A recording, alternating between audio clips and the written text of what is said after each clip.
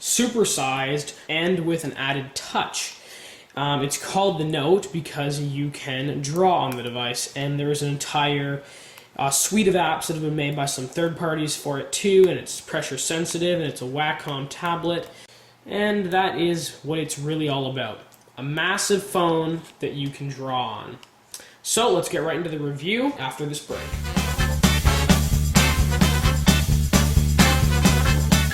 We'll start off by taking a look around the device, seeing, what I think of just like in-hand experience. So we can see, we'll just turn off the screen there, and we'll just go across the entire front. So on the bottom, you have the home button and two touch-sensitive buttons, menu and back. No search button. You can hold this to do the search function though, so pretty cool that way.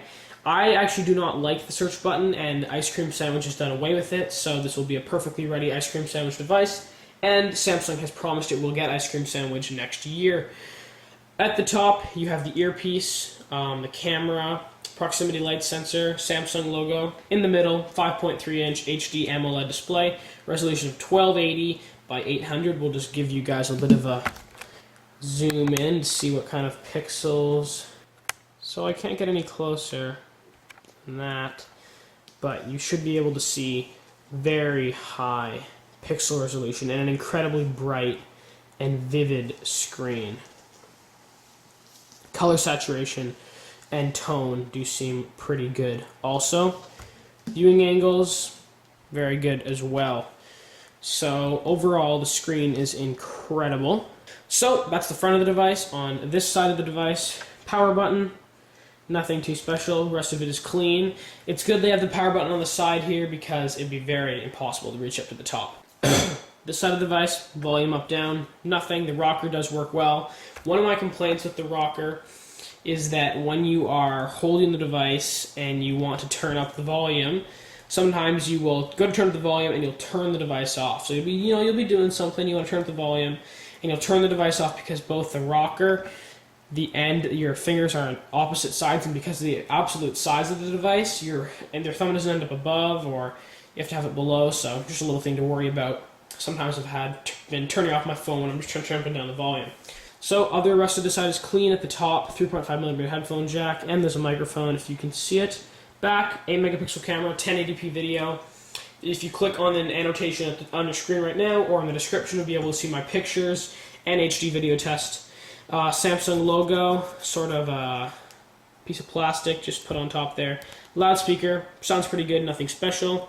There's the silo for the pen right there. At the bottom, you have a USB, micro USB, which also doubles as an MHL port, and you have another microphone.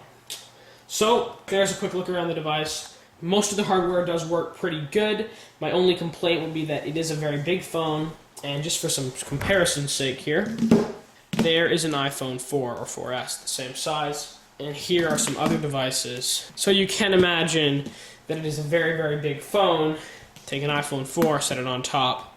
That is pretty darn massive. So it is a very, very big phone. But overall, the hardware is light. It only weighs, I think, 178 grams. It's not really light for like all smartphones, but for a device this big, it is very light. It is also very thin, coming in at under 9.7 millimeters. So even though it's big, it is very thin. And even though it's made of plastic, it feels pretty solid. Sure, it's not some metal and glass, but considering it's made of plastic, feels legitimately solid and nothing you feel like you're going to break. So, typical Samsung device, made of plastic, but made and built well. We're back, and we'll now talk about the software of this device. It is running TouchWiz 4.0 again, with a couple tweaks for the big screen, including a grid that now has 5 icons across, which on most Galaxy S devices you only have 4. So you can now put even more applications in your grid on your application launcher, and you can have more widgets on your home screen. So that's always a welcome addition. If you watched my Samsung Galaxy S2 review, which I did 3 months ago now, which is pretty incredible, I never thought that TouchWiz was it wasn't as painful to me as some of the Motorola skins or the HTC skins, and it doesn't really add to the experience per se, but it doesn't really detract from it either. So TouchWiz has never really been a big a big thing for me. I've always been able to use it fine and not have a big problem with it. So the same goes here, and this skin is not offensive or overly irritating in any way, but it's nothing really added either. We'll go into the web browser now. I just like to say with this device, one other thing, this is sort of like a hardware software, win for the Samsung Galaxy Nexus. Well, I just called it the Galaxy Nexus. The Galaxy Note is that the battery life is incredible. Whether it's software optimization or the fact that it has a 2,500 milliamp hour battery, this phone, I can charge it up in the morning, get up at 7:30, go all day, and by the time I get home at the end of the day, probably around 3:30, and then I've still got quite a bit of my day left, this phone will be maybe halfway at like 2:30, 3:30. So it's pretty incredible, the battery. I have gone 2 days on this. It's not optimal, but it is totally, totally doable. So a very impressive battery life and very well optimized on their part. So good on you, Samsung, for an incredible battery life, something that finally rivals and even beats some of the battery life we've experienced with the iPhone 4 and 4S. Very impressive there. We will also go into the gallery here, just quickly to show you guys. The interface is very smooth, very fast to swipe through and look at some beautiful pictures. So, very nice there. Overall, software experience is very good. Easy to use, nothing too, difficult. Sometimes the customization goes a bit too deep, but overall, just very well done on Samsung. Doesn't really detract from the Android experience, but really adds, and they've definitely pulled it off with the battery life, so their skin is not doing anything crazy in terms of battery usage. This device will get Ice Cream Sandwich early next year. Samsung has confirmed, so any of you guys who are really getting ready and really want to get Ice Cream Sandwich, do not fret. You'll have some yummy ice cream sandwiches in your hand and on the Galaxy Note next year, presumably with their skin. Sad face. If you're wondering about the S Memo and S Pen on the Galaxy Note, just click on your screen right now, click on the annotation at the top or in the description if you're on a mobile device, and you'll be able to check out my video showing off the S Pen. Now I will conclude and tell you if I think you should buy this device. So this is a solid phone. A really good device. It's going to get Ice Cream Sandwich. The real problems right now for it are it's too big for some people. It's bad for one-handed use. You can see I'm trying to reach on the other side. I can't do it. My hands aren't massive, but you should definitely try this phone in a store before you pick one up because it just is so big you just can't really use it one-handed. It really is a better two-handed device. So that's a really important thing to know, that it is really big, and even if you want to get this phone, you should definitely check it out first.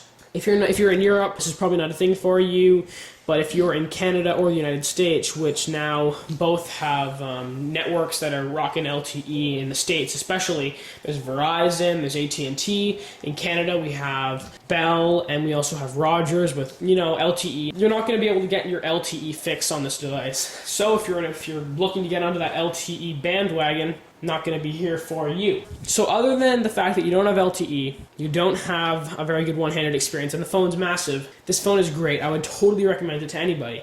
And if those problems are really, problems for you, get a Galaxy S2. So that's good, right? But the real question is, in my opinion, you should not be buying this phone right now at all, because the Galaxy Nexus is around the corner.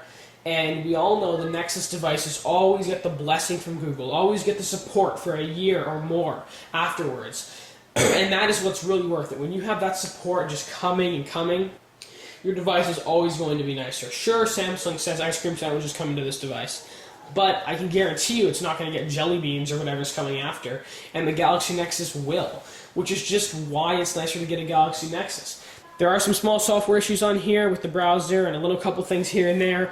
And even though the battery life's insane, the device is overall a rock solid nail on the head, it's just not perfect. And normally, just not perfect is good enough, and that's what you're going to go for, right? Because no phones are perfect. But the Galaxy Nexus is going